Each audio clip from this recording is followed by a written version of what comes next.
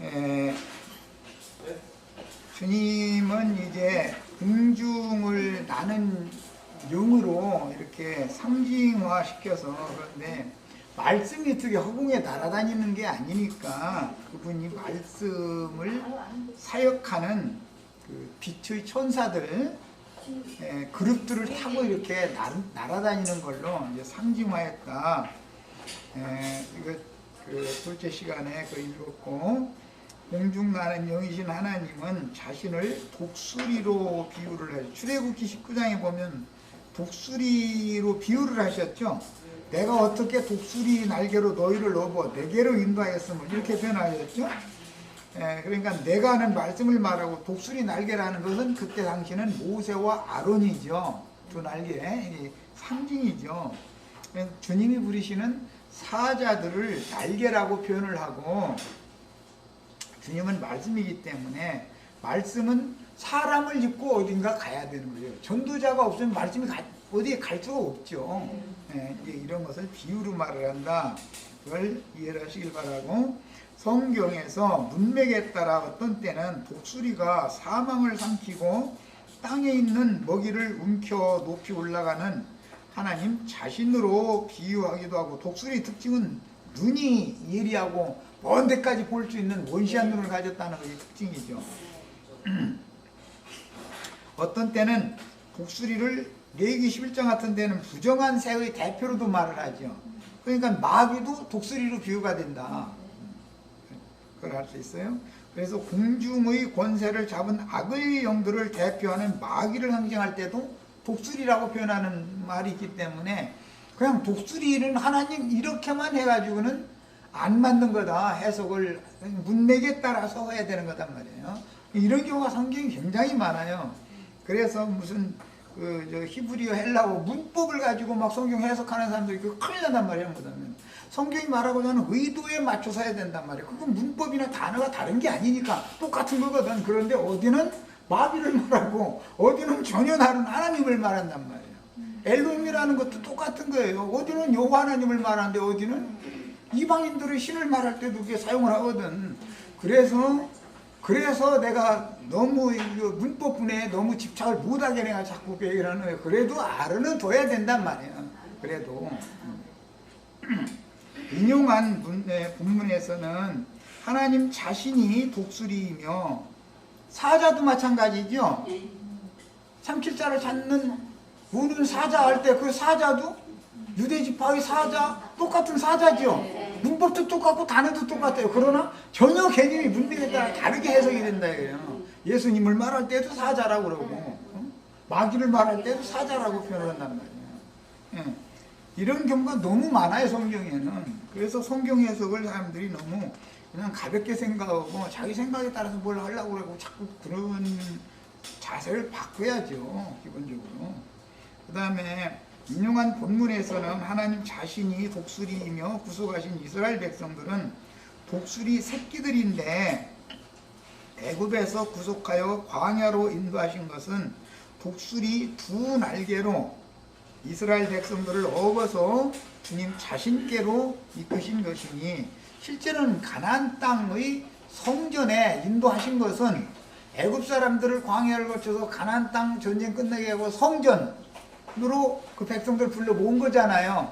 알고 보면 애굽에서 하나님의 백성들을 독수리 날개로 업어다가 성전에 계신 하나님 자신에게로 지금 인도해 간 거잖아. 모든 정황이 이제 그런 얘기를 지금 말한다 이거예요. 그럼 성전에 계신 하나님 누구예요? 예수 안에 계신 말씀, 그 말이단 말이에요. 이해하셨죠?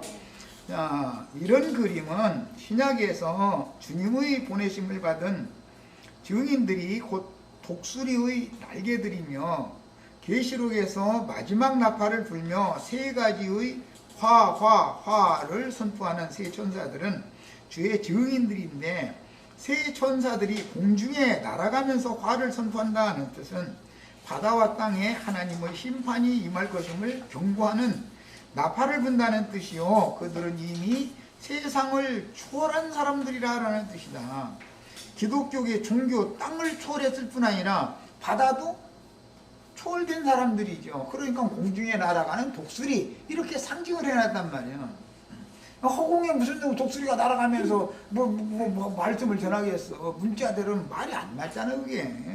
말하고자 하는 의도가 있는 거죠. 그러니까.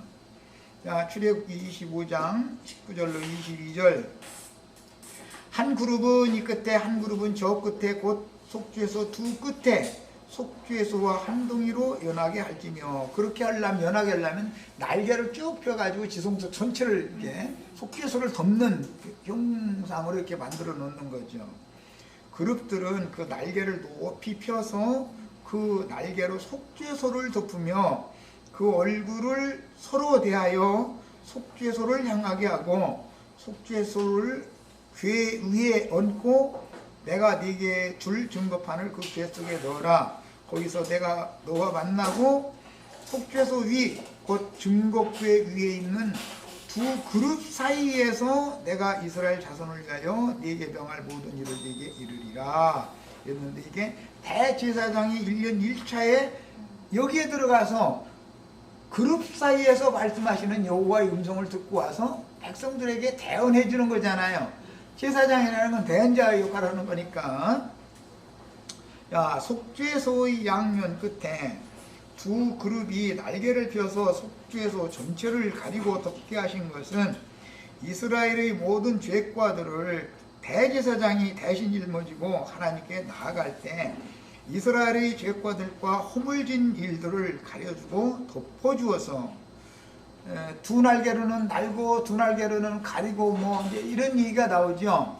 그런데 이제 스랍의 날개들을 말할 때는 그 얼굴면을 가리는 두 날개가 있고 발 끝을 가리는 두 날개가 있고, 두 날개는 날고 이렇게 세 방면에 일어나는 걸 했어요. 그냥 인간들은 머리끝 정수리 끝 그 발끝에서 정수리 끝까지 다 죄성으로 있기 때문에 하나님 앞에 가려져야 된다는 거예요. 독수리 날개로 가린다 그랬지만 사실은 그것이 그리스도의 그 날개 아래, 그 그리스도의 은혜 아래 덮임을 받아야 된다, 지금 그 말이단 말이야. 자, 속죄소의 양면 끝에 두 그룹이 날개를 펴서 속죄소 전체를 가리고 덮게 하신 것은 이스라엘의 모든 죄과들을 대제사장이 대신 짊어지고, 그래서 죄인들의 하나님은 대제사장이다. 이스라엘 나라, 내가 그 여러 번 말씀드렸죠.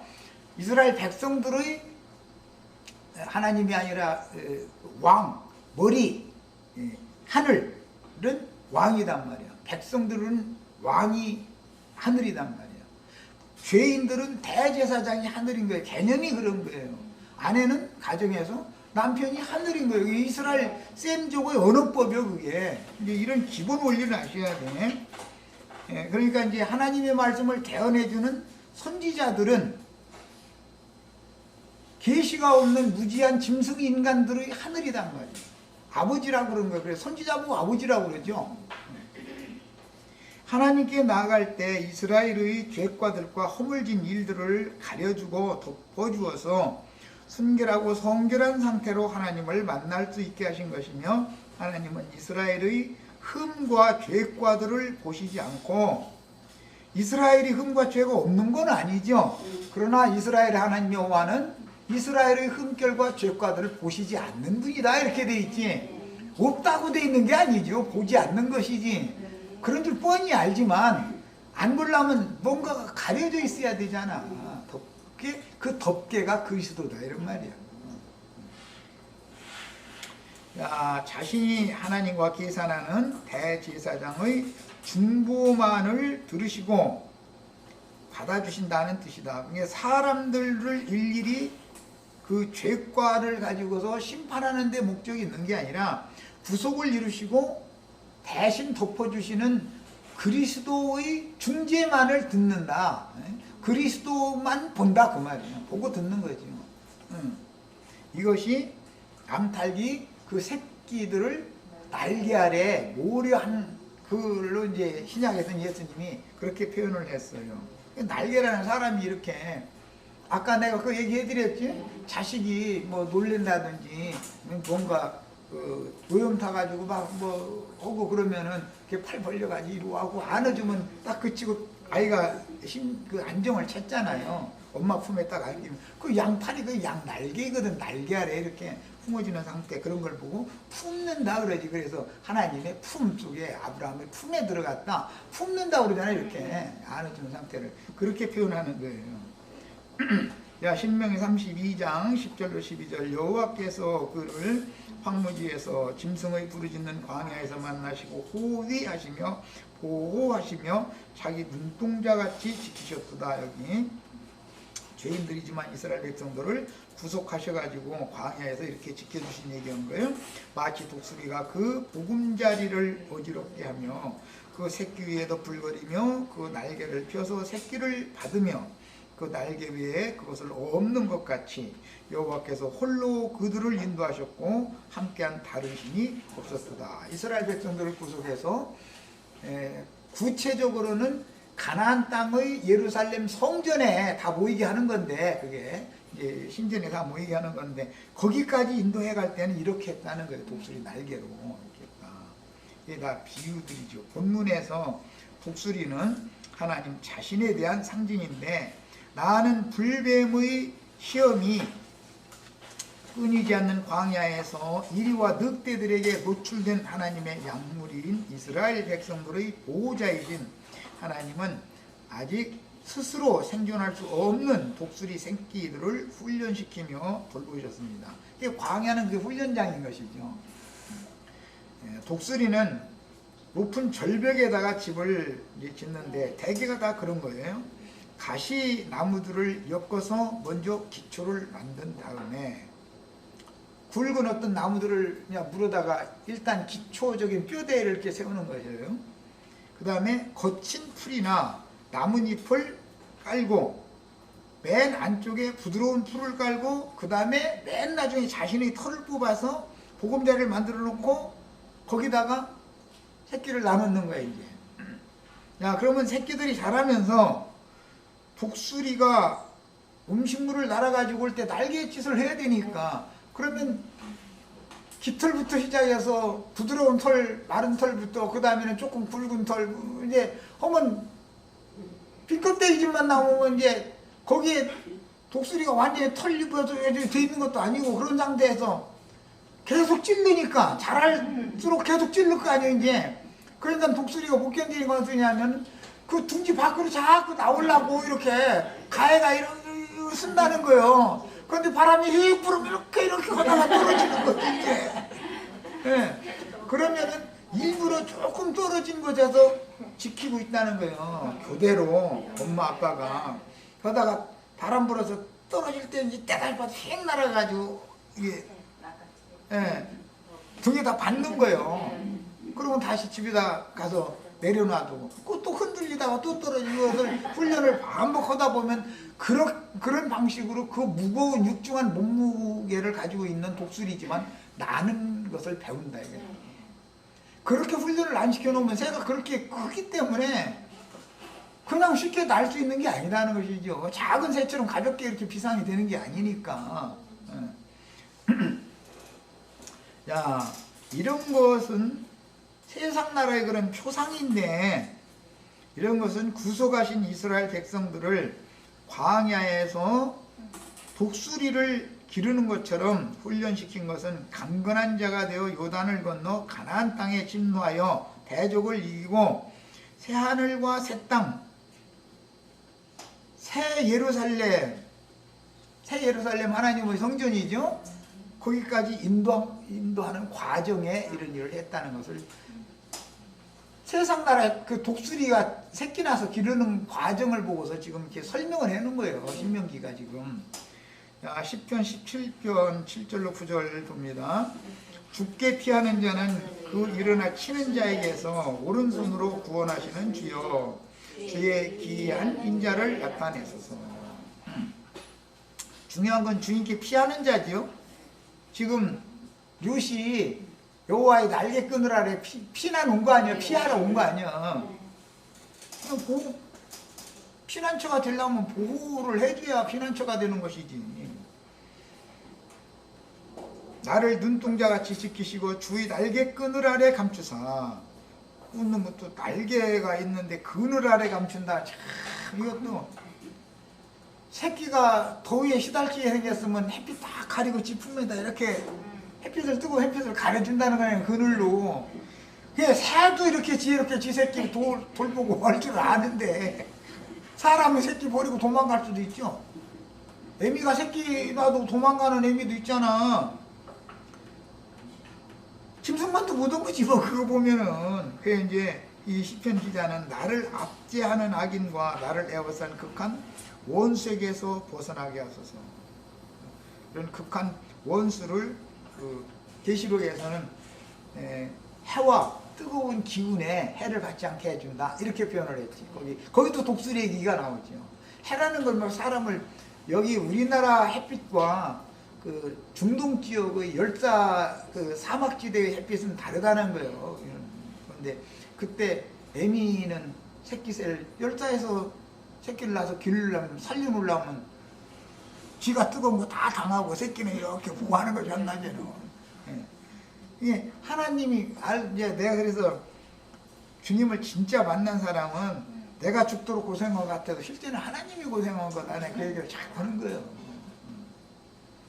하나님이 힘들지 어린아이가 뭐가 힘들어. 꽥꽥대고 빽빽대고 나 죽는다고 외장만 하면 다 나오는데. 시편 91편 2절로 4절 내가 여호와를 가리켜 말하기를 저는 나의 피난처요 나의 요새요 나의 의뢰하는 하나님이라 하리니 이는 저가 너를 새 사냥꾼의 올무에서와 극한 연병에서 건지실 것입니다. 저가 너를 그 깃으로 덮으시리니 네가 그 날개 아래에 피하리로다. 여호와가 날개 깃을 이렇게 펴서 그 새끼를 보호하는 걸로. 성경엔 여러 모양으로 이렇게 비유적인 표현들을 많이 합니다.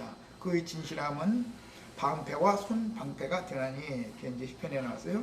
룻이 이스라엘의 하나님께 피하여 보호를 받으러 온 것과 같이 구속하신 하나님의 양무리는 예수 그리스도께 보호를 받으러 온 것이니 그분께 모든 것을 의뢰할 때 주님의 날개끈을 아래 감추사 내 영혼을 압제하는 원수들로부터 안전하게 지켜주시되 내 영에 그분의 생명력을 끊임없이 공급하여 마음과 생각을 지켜주심으로 원수를 능히 대적하고 이길 수 있게 해주십니다. 잘하면 이기게 돼 있어요. 마태복음 23장 37절로 38절 예루살렘아 예루살렘아 선지자들을 죽이고 네게 파송된 자들을 돌로 치는 자요 암탉이 그 새끼를 날개 아래 몸같이 내가 네 자녀를 모으려는 일이 몇 번이더냐. 여기 내가 는 예수님 자신이고 네 자녀라는 건 예루살렘의 자녀잖아요. 그를 주님께로 모으려고 했는데 그러나 너희가 원치 아니하였다. 주의 날개끈을 아래 피하려고 하지 않더라는 거예요. 보라 너희 집이 황폐하여. 왜 그러면 주의 날개끈을 아래로 들어가려고 하지 않고 그 사람들이 주님을 배척하게 됐는가. 사람의 손으로 자신들이 지어놓은 그 물질적인 성전, 너희 집이 그래요. 물질적인 성전이 거기가 피난처라고 생각했기 때문이다. 주님께로 피해야 되는데 성전은 주님 자신인 건데 이거에 대한 이해가 없었던 거죠 지금. 그래서 너희 집이 황폐하여 버림받으리라. 누가복음 19장 29절 48절에 감람원이라 불리는 산 쪽에 있는 벳바게와 베다니에 가까이 가셨을 때 제자 중 둘을 보내시며 이르시되 너희는 맞은편 마을로 가라. 그리로 들어가면 아직 그 예루살렘 성을 지은 시온산과 감람산이 이렇게 마주대하여 보고 있는 산이었던 거예요. 그런데 주님은 그 감람산 기슭을 베다니 마을에서 그 마지막 6월절을 잡수시기 직전까지는 그 한 주간 동안 그곳에 기거하면서 말씀을 전했죠. 복음서의 3분의 2 이상이 그 한 주간 동안에 하신 말씀들이에요. 마태복음이든 마가복음이든 누가복음이든 요한복음이든 3분의 2가 넘어요. 그 한 주간 동안에 하신 말씀이에요. 그 다음에 예루살렘에서 이제 6월절 잡수시던 날부터는 예루살렘에 들어가셨으니까 이제 예루살렘에 들어가서는 마가 요한의 어머니 마리아 자매님 집에 이제 유했죠. 그 다음에는 이제 가신 거죠. 이렇게 됐어요. 자, 그 다음에 만일 누가 아니네 그리로 맞은편 마을 그리로 들어가면 아직 아무도 타보지 않은 나귀 새끼가 매여 있는 것을 보리니 풀어 끌고 오라. 만일 누가 너에게 어찌하여 푸느냐 묻거든 말하기를 주가 쓰시겠다 하라 하심에 보내심을 받은 자들이 가서 그 말씀하신 대로 만났다.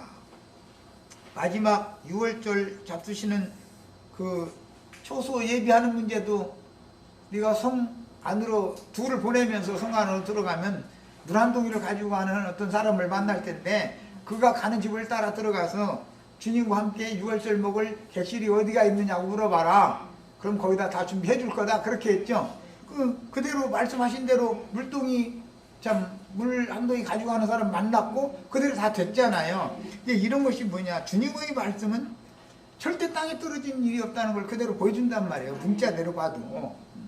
그 다음에 나귀 새끼를 풀 때 그 임자들이 이르되 어찌하여 나귀 새끼를 푸느냐. 나귀 새끼는 예배당 다니시는 장로님들, 집사님들이고 그 나귀 임자는 목사님들이죠. 왜 여기 와서 이단놈이 여기 와서 내 신자 뺏어가려고 그래? 그랬다 그 말이지. 이제 말하자면 그렇게 하면 대답하되 주께서 쓰시겠다. 네 종이 아니라 주님이 쓰신단다. 이렇게 말을 하는 거예요. 그것을 예수께로 끌고 와서 자기들이 겉옷을 나귀 새끼 위에 걸쳐놓고, 이 나귀는 무지한 짐승으로 상징한 주님을 태우고 예루살렘 성에 입성하려야 될 우리 육신을 입은 인생들을 상징하는 거예요. 그런데 이 나귀는 율법에 의하면 어떻게 된다겠어요? 양으로 대속을 하든지 대속을 안 하려면 그 나귀 새끼는 목을 꺾어서 죽여야 된다고 그랬죠. 그러니까 예배당에 계속 남아있는 나귀들은 목을 꺾어서 죽여야 되고, 복음을 믿어서 어린 양이신 예수님께 대속을 받으면 주님이 타고 이제 영광의 성에 입성할 수가 있다. 지금 그 말이죠. 또 이렇게 성경 해석을 멋대로 얻으면 또 이래서. 그 다음에 걸쳐놓고 예수를 태우니 가실 때 그들이 자기의 겉옷을 길에서 펴더라. 겉옷을 벗어서 주님이 타고 가시는 나귀가 그 지지자들이 겉옷을 밟고 가게 하는 것은 뭔 말인지 아시죠?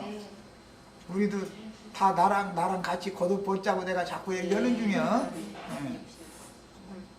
주님이 영광의 성에 들어가시는 그 길에 내 혈육의 몸을 완전히 헌신해서 그래서 이제 길을 열어놓으면 주님이 그 길 타고 영광의 성으로 이렇게 영광 받으러 오시는 거 이제 상징이죠. 이미 감람산 내리막길에 가까이 오심에, 그러니까 이 육신을 벗는 건 겉옷 벗는 걸 상징하는 거예요. 베드로 보고도 검을 사서 겉옷을 사라 그러니까, 아니 베드로가 외투가 없으니까 칼 가지고 다니던 거 칼 팔으면 겉옷 외투 살 수 있는 돈 나오나? 지금 그 얘기는 아닐 거 아니야. 내가 너에게 맡긴 그런 말씀 장사 해가지고 이 육신의 이 장막을 벗는 대신 속사람이 있는 신령체를 사야 되는 거다. 지금 그걸 말하는 얘기지. 자, 이미 감람산 내리막길에 가까이 오심에 제자를 본 무리가 자기들이 본 바 모든 능한 말로 인하여 기뻐하며 큰소리로 하나님을 찬양하여 이르되 찬송하리로다. 주의 이름으로 오시는 왕이여, 하늘에는 평하여 가장 높은 곳에는 영광이로다 하니, 무리 중 어떤 바리새인들이 말하되 선생이여 당신의 제자들을 책망하소서 하거늘 대답하여 이르시되 내가 너희에게 말하노니 만일 이 사람들이 침묵하면 돌들이 소리 지르리라 하시니라. 돌멩이 소리 지르는 거 봤어요?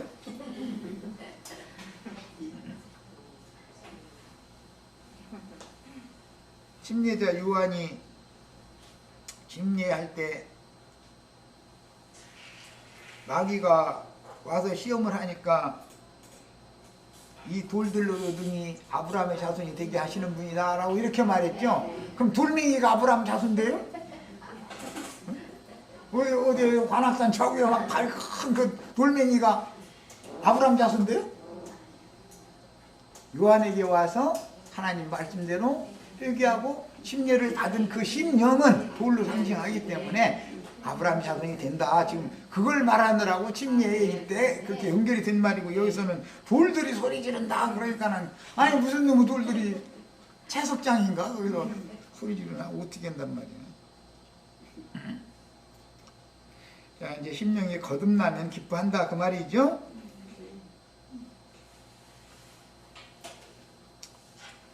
바리새인들이 볼 때 예수님 입성하시는 걸 보고 막 기뻐서 막 환호하고 그렇게 하니까 그 반대하는 사람들 보고 이 돌들이 소리 지른다 그러니까, 만약에 이 사람들이 소리 안 지르고 이러고 기뻐하지 않고 내가 낙이 타고 예루살렘 입성하는 거 보고도 잠잠하면 이 돌들이 소리 지른다 그 말은 주님께서 구속하신 영혼들이 기뻐할 것이다 그 말이지. 그래서 여기서 말하는 이 돌들 이렇게 말할 때는 이방인들이 도리어 더 기뻐할 것이다. 너희가 이렇게 말을 안 듣지만 오히려 너희가 멸시하는 이방인들이 오히려 더 기뻐할 거다. 지금 그 말을 염두에 두고 하는 말이잖아요. 이게 시편에서 인용하는 말이니까. 성경을 억지 해석한다고 하시지 말고 이게 다 연관되는 성경구를 다 아셔야 돼. 그래서 가까이 오사 성을 보시고 우시며 그 성이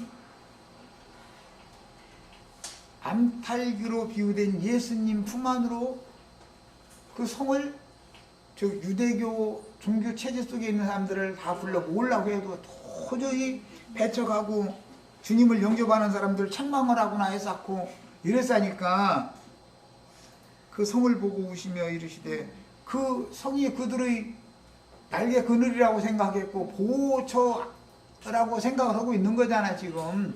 그게 아니고 주님 자신이 그들의 영혼의 완전한 거처가 돼야 되고 안식처가 돼야 되기 때문에 자기 백성들을 부르러 온 건데 도저히 못 깨달으니까 그냥 답답하게 그렇게 말씀하신 거잖아요.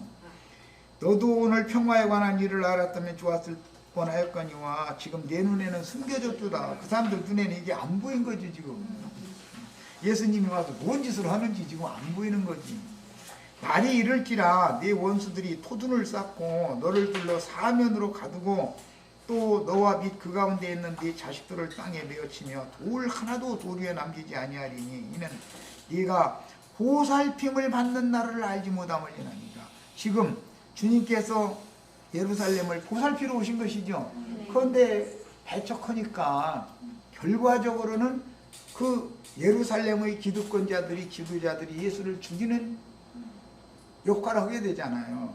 그러면 결과적으로는 예수를 죽이는 데는 성공했지만 예루살렘은 로마 군대의 군합발에 완전히 다 짓밟혀버리는 거잖아요. 성전은 완전히 불타버리는 것이고, 그리고 나서 불과 30몇 년 지나면은 이스라엘 나라라는 이름 자체가 지구상에서 딱 사라져버리잖아, 로마에 의해서. 이것이 주님의 예언대로 역사에 그대로 이루어진단 말이에요. 그때는 자기 땅 자기 백성에게 오셔서 전도를 했기 때문에 자기 땅 자기 백성에게 이런 심판이 온 것이지만, 사도들을 보내서 땅끝까지 모든 민족에게 전도를 하고 나면 이런 심판은 온 지구상에 임하는 건 너무 당연한 거죠. 말씀을 전파하고 나서 받지 않으면 심판을 하는 것이에요. 말씀 전파도 않고 나서 심판하는 일은 절대 없어요. 절대로. 말씀을 받아들이지 않기 때문에 심판이 오는 거예요 지금. 네, 그 얘기예요. 이런 이치를 모르다 보니까 계시록에 가서 땅과 바다가 화가 있다 그래가지고 땅에 불 붙고 바다에 불 붙고 하는 얘기하면은 그 뭔 소리인지 해석도 못해가면서 뭐 과천에 14만 4천 모여야 된다고 그러고, 박영호는 저 원주 치악산 밑에서 14만 4천 모여야 된다고 그러고, 다 나의 신부들이요 했었고, 나 그런데 아니 이 땅에는 별놈들이 다 있어. 아이가 이만희는 과천에 14만 4천 모여야 된대지, 장길자는 분당에 14만 4천 모여야 된대지. 아니 왜 놈의 14만 4천 모으는 데가 그렇게 많어? 정말 어디로 가 이놈이고, 사방에서 오라는데 어디로 가야 돼요? 주님 품에 가야지. 그렇죠? 네. 이 세상 떠나서 이 겉옷 벗으면 주님 품에 가게 돼 있어. 주님 자신께로 지금 인도하느라고 이렇게 하는 거예요.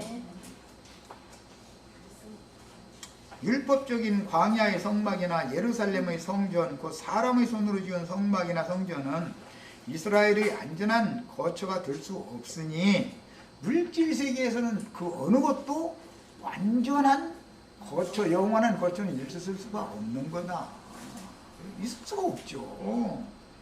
하나님의 집인 참성전은 예수님 자신이기 때문이고 예수 그리스도의 몸인 하늘의 장자 교회만이 이 생에서는 주막집이다.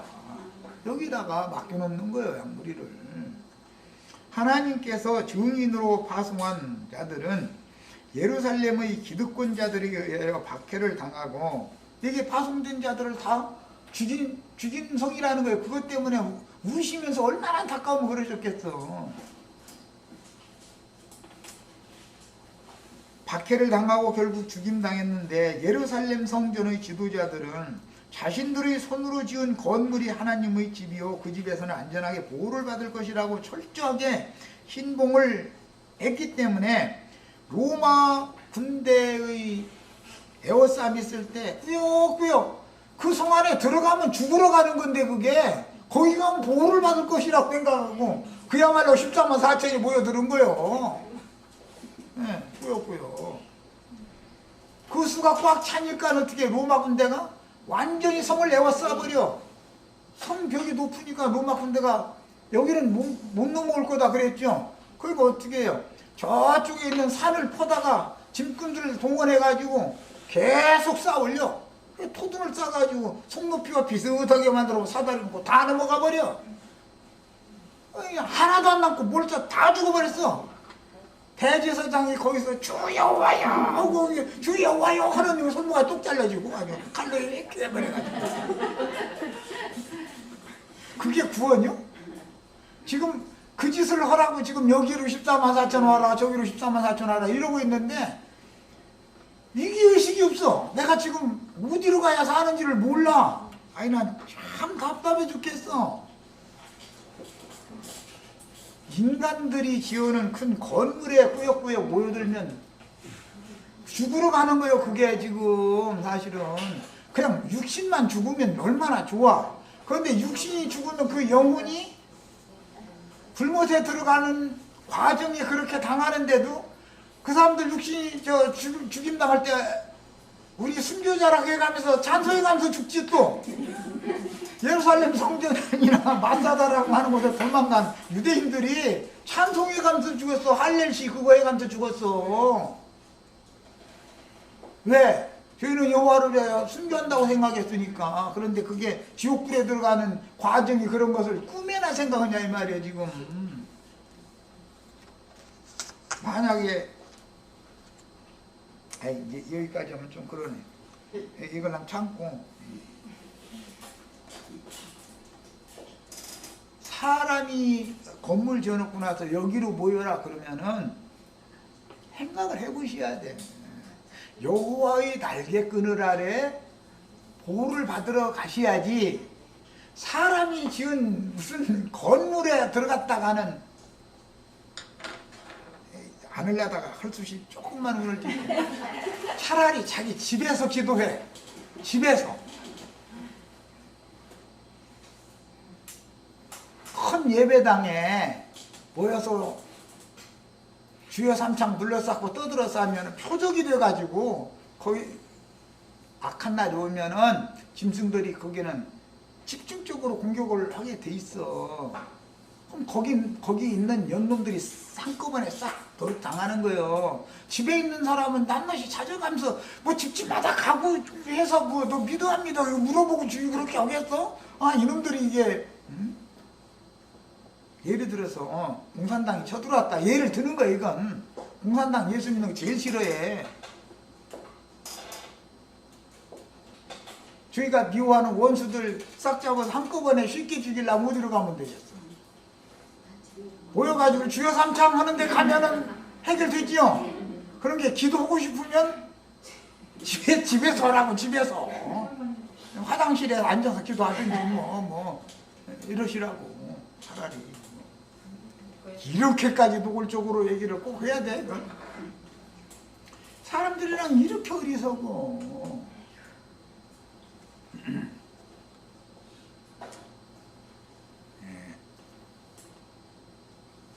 그 다음에 아직도 사람의 손으로 지은 건물을 성전이라고 부르거나 교회라고 부르는 자들은 이제라도 큰 집을 지어놓고 대회로 모여서, 대회로 모이라 해서 모이지 말라겠어.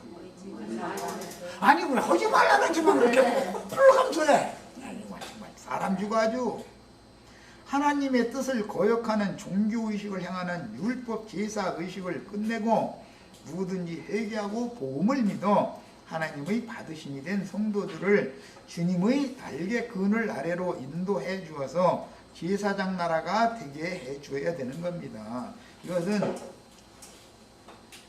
모임을 찾아가실 때 큰 무리, 대회로 모이는 무리들을 사람들이 선호하지만 예수님과 12 제자들밖에 없는 그곳에 주님이 계셨지 수백만 명이 절기 지키러 모인 그곳에 예수님이 계셨던 게 아니요.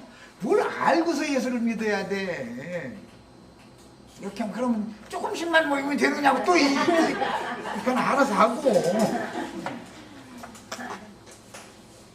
그래서 신앙생활은 계시가 필요하다.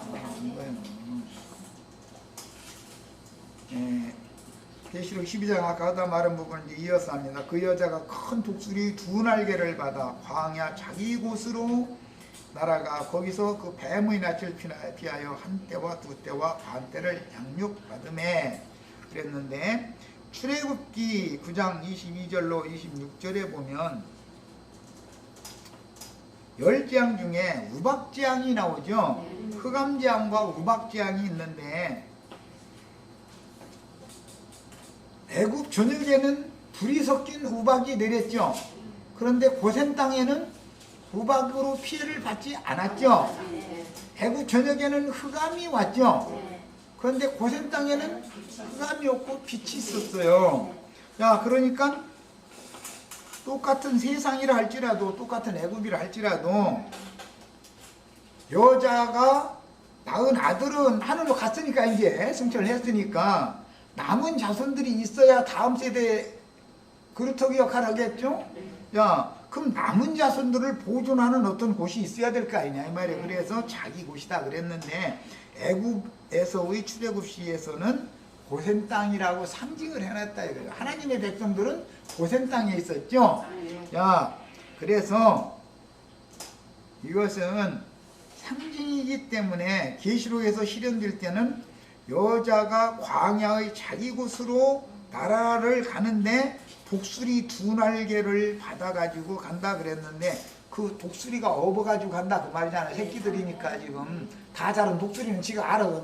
저 하늘로 날아가 버렸고 이제 새끼들이 있으니까 지금 하는 말이지.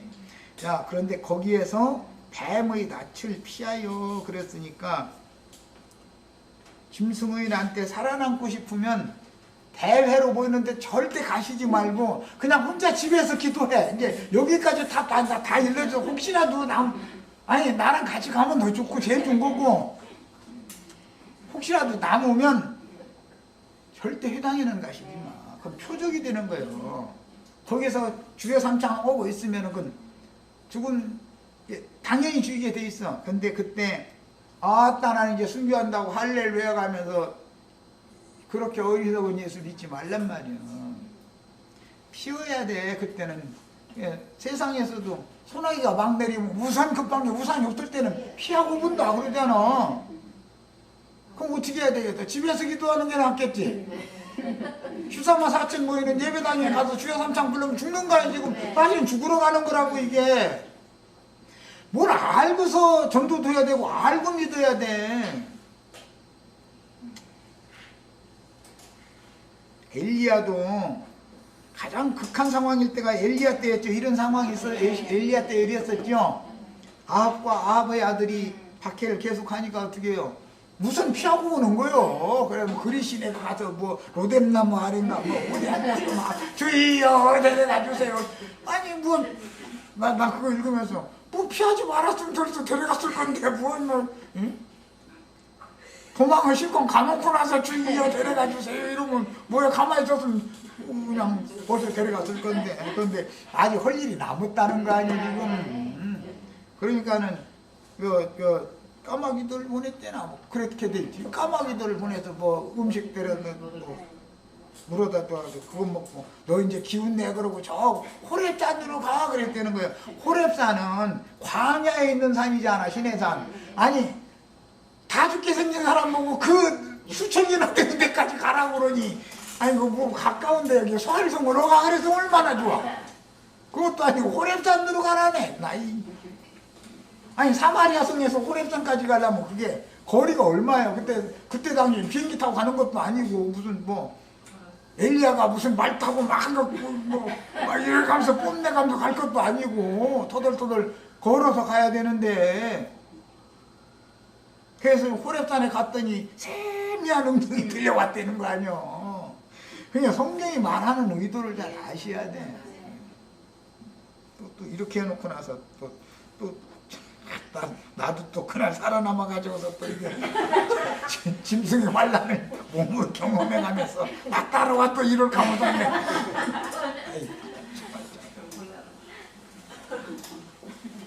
호렙산에서 세미한 음성으로 조두의 해주시는 이후의 행동에 대해서 말씀 받고 나서는 또 이제 사마리아로 다시 가 그랬더니 사마리아로 어디로 가라 그런가 모르고 그냥 갔더니 과부집에 딱 데려다 놓으시잖아. 이게 하나님이 하시는 일이 너무 놀라운 거예요. 그 과부집에 가면은 막 문 다 열어놔 막 여기 다 오시라고 그러고 막 이렇게 오라냐 문 닫고 야 그릇만 빌려와 그러고 막 기름 이렇게 부었대는 거잖아. 얼마나 재밌어. 아이들 꼭 동화책 같죠? 너무 재밌어. 성경 읽어보면 여자의 뒤에서 뱀이 그 입으로 물을 강같이 토하여 여자를 물에 떠내려가게 하려 했다. 예, 여자의 뒤에서 지금 뱀이 입으로 물을 강같이 토하여 물에 떠내려가게, 뱀이 토한 물에 떠내려가게 한다라는 말이 뭔 말이겠어. 광야 자기 곳으로 날아가서 양육받지 못하게 하고 우리 여기 14만 4천 모이러 와라 그 말 하는 게 사실은 지금 동물 뿜어내가지고 어리석은 신자들 다 지금 멸망으로 떠내려가게 하는 얘기잖아. 그럼 거기 대회로 보여서 주여 삼창 해야 되겠어 안 해야 되겠어. 뭐 이것까지 얘기를 해. 아이고 정말. 해를 입은 여자인 신약교회는 이기는 자들을 아들로 낳았으며 그들은 유대교를 계승한 기독교의 기득권자들에게 박해를 당하고 순교하여 하늘의 하나님께로 데려가심을 받았지만 아직 그 수가 채워지지 못했으므로 여자가 낳은 남은 자손들을 지키고 보호하려는 피나는 전쟁은 계속되기 마련이다. 왜? 하나님은 이 세상으로 종교를 하는 게 아니라 천년왕국이라는 오는 세상을 다시 경영한 다음에 끝을 내야 되니까 하나님이 계획이 있어서 그러는 거단 말이야. 주님의 보내심을 받은 증인들과 세상 교계의 지도자들은 여전히 영적 전쟁을 계속할 수밖에 없는 것은 세속 교계의 지도자들은 사탄의 사자들로서 하나님의 뜻을 대적하여 여전히 사람의 손으로 지은 건물을 성전이라고 가르치거나 심지어 뭐 무슨 교회라고 간판 다 그렇게 붙여놨죠. 뭐 대한예수교 장로회, 뭐 대한기독교 장로회 많이들 뭔 뭐 간판에 명칭도 그렇게 넣어주려고. 하여튼 그건 그들의 목사가 어떤 신학교 출신이냐 지금 그걸 말하는 거죠. 그게 성씨야.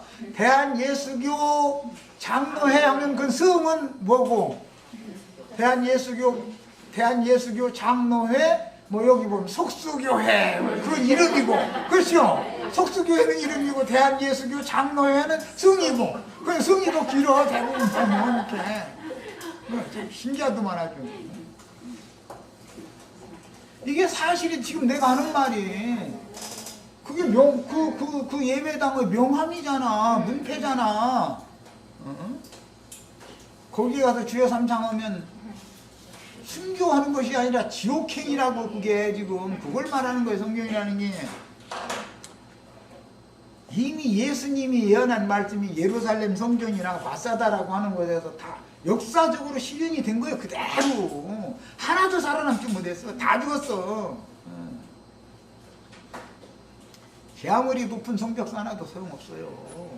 산을 옮겨버려. 이쪽으로 성 앞으로 토둔을 싸서. 그러고서는 공격할 수 있는 진로를 딱 확보한 다음에 사다리 타고 넘어가는데 어떻게 할 거요? 주님의 증인들은 이에 반대하여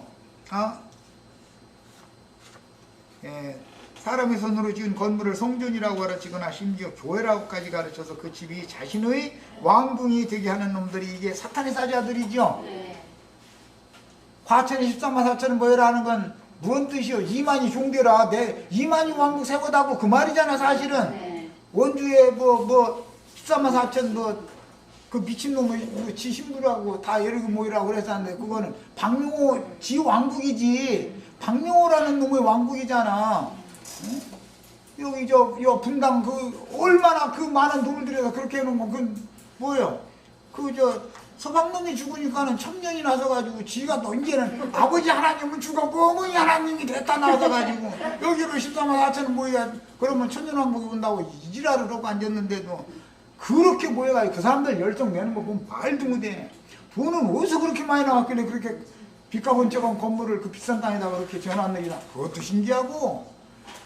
우리 시세들 보고 집 좀 잡히자고 집 하나 지차 그러면 집 잡혀줄 사람 하나도 없을걸? 응? 집 됐으면 잡혀준다고? 그러고 둘이 동력하지 뭐 집에 있어야 돼. 집 잡힐 것도 없고. 윤자매는 아예 문서도 없구만. 그러면 다섯 명은 일이 짓고. 그러니 지금 복음이라는 게 얼마나 엉터리로 좀 전해졌는데도 사람들이 말세의 징조는 뭐냐. 나는 그리스도다 하는 자들이 그렇게 많이 나타난다는 거잖아. 그리스도는 주도 하나요. 그리스도도 하나였지. 어떻게 해서 여기저기에 나타나서 그날이요. 말이 맞아 그게. 그들이 큰 음녀의 7 머리들인 것이다 이거예요. 그 지도자들이 기독교계만 다달 게 아니야. 그들은 기독교계 안 속했어? 기독교계보다도 더 나쁜, 더 간교한 그걸 하고 있는데 기독교계는 몰라서 그지도고 있는 거고 지금.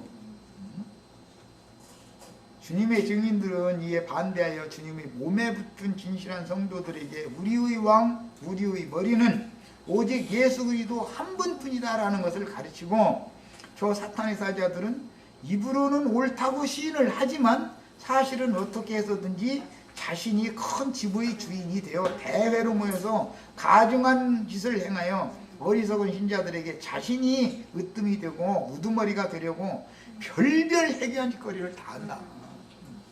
박명호 그놈은 지가 원자라고 지 씨바디야 뭐 영생원자나 그런다고 멀쩡한 남의 부인들 데려다가 처녀들 데려다가 그런데도 줄 섰다는 거야. 할렐루야래. 나 이거 사람 주고 속을 게 따르겠지. 그런 것을 인터넷에 그렇게 공포하고 그런데도 거기에 세뇌당한 사람이 눈 하나 끔찍 안 해. 하나도 안 나와. 지금 보면 얼마나 무서우냐 이거. 영적 세계라는 것이 한번 세뇌당해서 잘못 가르침 받으면요. 저런 자들이 룻기야 나오는 다른 밭의 주인들이요. 그래서 다른 밭에는 가지 말라 그런 거예요. 다른 밭에서 베는 자들이니 어리석은 신자들이 다른 밭에서 베는 자들을 따라가며 이삭을 줍는다면 반드시 저 악하고 더러운 사탄의 사자들에게 건드림을 당하여. 건드림 당하는 게 뭔 뜻인지 아시죠? 방용을 하는 건 뭐 원자씨 받으라고 하는데 건드리는 거잖아 그게 지금. 야곱의 딸 디나와 같이 모욕과 수치를 당하기 마련이다. 적어도 성경을 읽으면 이 정도는 알아야 돼. 자, 여기까지 해서 뭐 더 긴 얘기 안 했습니다. 여기까지 해서 마칩니다.